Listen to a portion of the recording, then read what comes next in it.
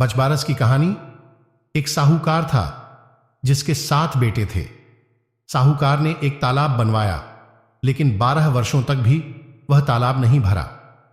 साहूकार ने कुछ विद्वान पंडितों से पूछा कि इतने दिन हो गए लेकिन मेरा तालाब क्यों नहीं भरता है। तब पंडितों ने कहा कि तुम्हें तुम्हारे बड़े बेटे की या तुम्हारे बड़े पोते की बलि देना होगा, तभी यह तालाब भरेगा।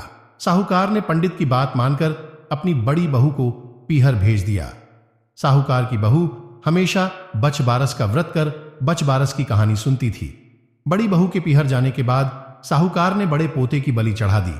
तब घनघोर मेघ बरसने लगे और तालाब भर गया। जब साहूकार तालाब की पूजा करने जाने लगा तो लोग भी उसके साथ तालाब की पूजा करने जाने लगे।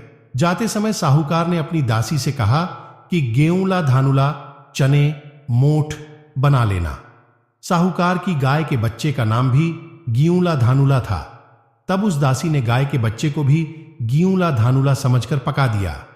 साहूकार व साहूकारनी गाजे बाजे के साथ अपने बेटे और बहू के साथ तालाब को पूजने लगे। साहूकार के पूजन कर लेने के पश्चात वहां आए लोग भी तालाब का पूजन करने लगे। उसी वक्त जिस पोते की बलि दी गई थी वह गोबर में लिपटा हुआ मिला और आकर कहने लगा कि मैं भी तालाब में कूदूंगा। उस बच्चे को देखकर साहूकार ने कहा कि मैंने तो इसकी बलि दे दी थी जिससे ही तालाब भरा था, लेकिन गाय माता ने हमारी लाज रख ली और हमें हमारा पोता वापस लौटा दिया। अपने बेटे को देखकर बहू भी बहुत खुश हुई। तब साहूकार दौड़ा दौड़ा घर वापस आया और अपनी दासी से कहा कि गाय का बच्चा कहां है। तब दासी बोली कि आपने गेऊला धनुला को पकाने के लिए कहा था, तो इसलिए मैंने उसे पका लिया। यह सुनते ही साहूकार क्रोध से तिलमिला उठा और अपनी दासी से कहने लगा, अरे पापिनी, तूने ये क्या अनर्थ कर दिया। एक पाप उतार कर आए हैं, उससे पहले ही तूने दूसरा पाप हमारे लगा दिया। और साहूकार सिर पकड़कर बैठ गया। साहूकार और साहूकारनी सोचने लगे कि अब गाय आएगी तो उसको क्या जवाब देंगे।